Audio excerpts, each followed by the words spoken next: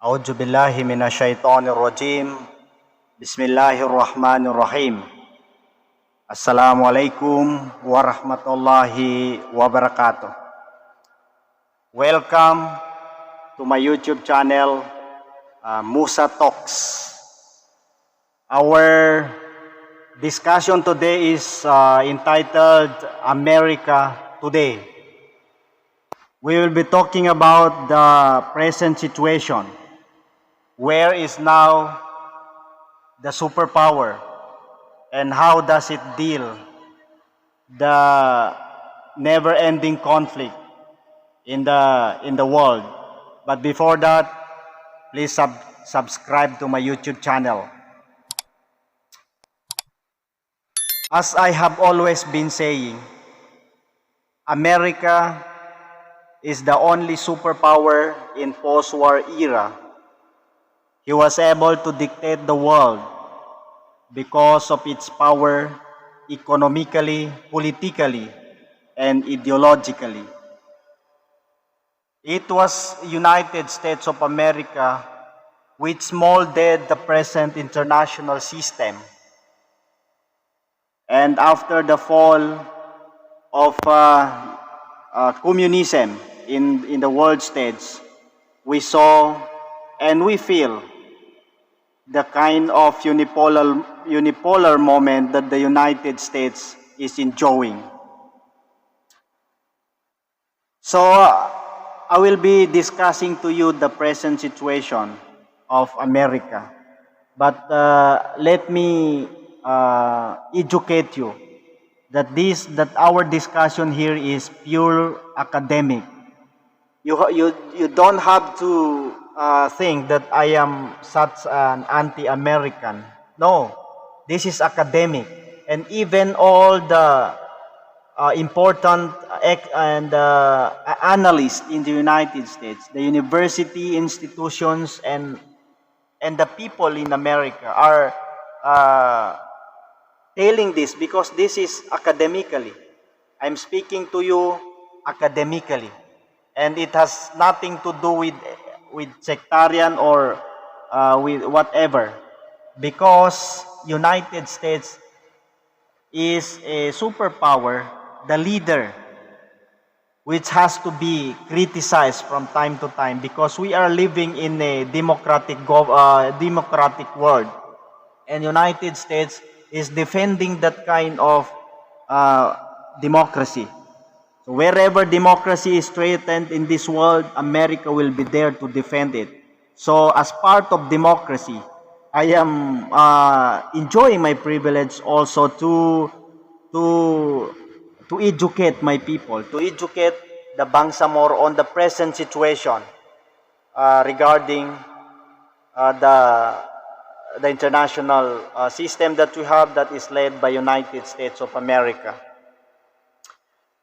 It is undeniable that there is this war because if you're going to talk about the Russo-Ukrainian war, we cannot remove United States on the equation of that war.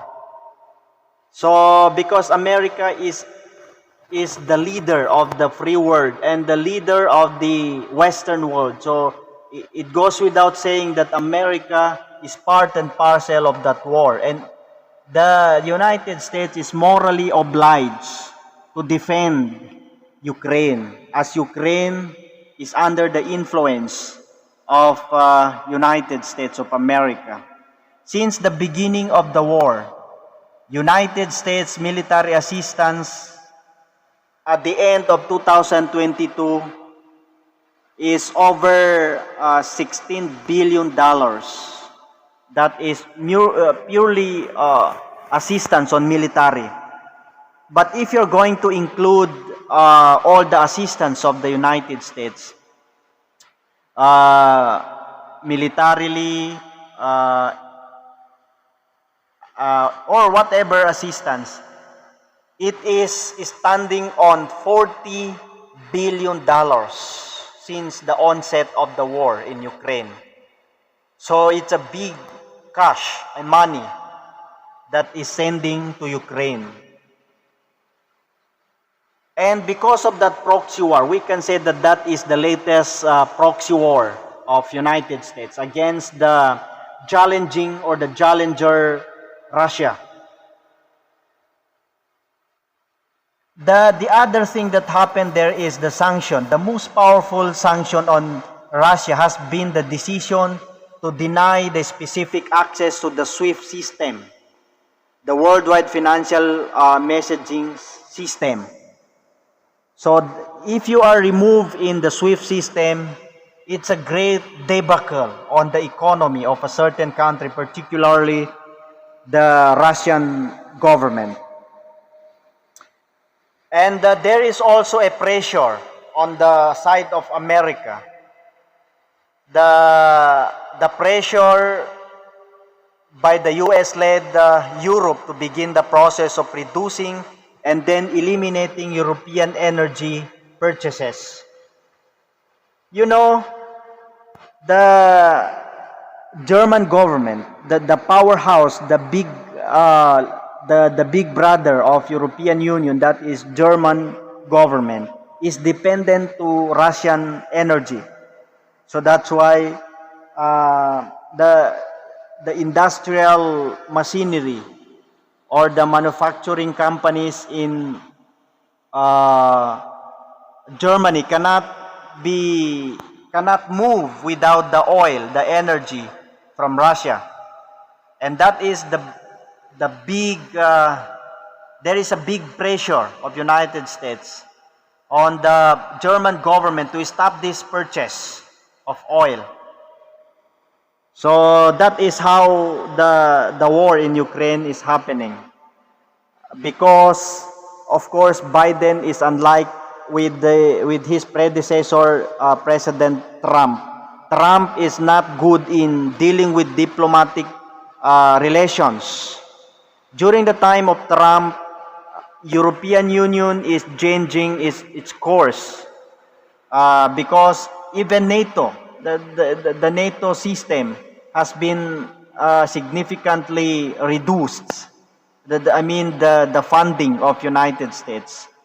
So that's the first one, the proxy war of United States. The second subject that we will be talking about regarding America today is the America's political polarization. We know that, of course, the United States is the champion of democracy. But democracy is undergoing crisis in the United States of America. Even the election of Trump and Biden is marred with different kinds of fraud and different kinds of crisis. And it reached to the point that the supporters of Trump went to the Capitol Hill and hindering the proclamation of the president of Biden as the winner of the presidential race. So, there is this crisis in democracy, right on the defender or the champion of the democracy. So that's why even today, the American politics and the American people are deeply divided as far as political running politics is concerned. So that's the second one. I will be talking also to you the battle for the Pacific. We know that the rival of United States in Pacific area is China. In the Pacific, there are lots of island countries there, or island states. In fact, there are groups of islands there, such as Micronesia, Melanesia, and Polynesia. These are like a dot in the map. And the United States extended its assistance and alliance in these small islands because that would be of big help when there is a war between China and the United States. That would serve as a launching pad of America's strategy dealing with China. There in those treaties and agreements and conventions, they came up with the Indo-Pacific Economic Framework on those island nations. In fact, they came up, of course, with the agreement, partnership called the APEP, or the America's Partnership for Economic Prosperity.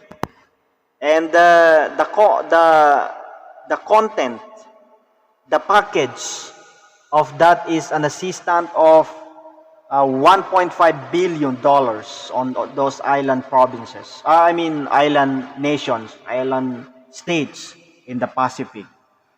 So those are the things that the United States are doing in dealing with the resurging Russia and the emerging China. Recently, America is also funding its space race. We know that China and other countries of the world are funding their aircraft. Space rocket going to the moon and on the space.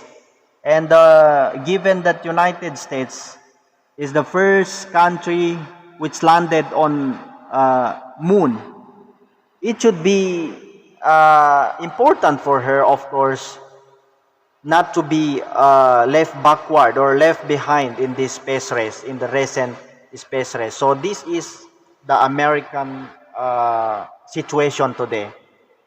This country is still the superpower, but undergoing a lot of crisis, politically, economically, and ideologically. And this country is being challenged by many countries around the world, such as Russia, China, Iran, Saudi Arabia.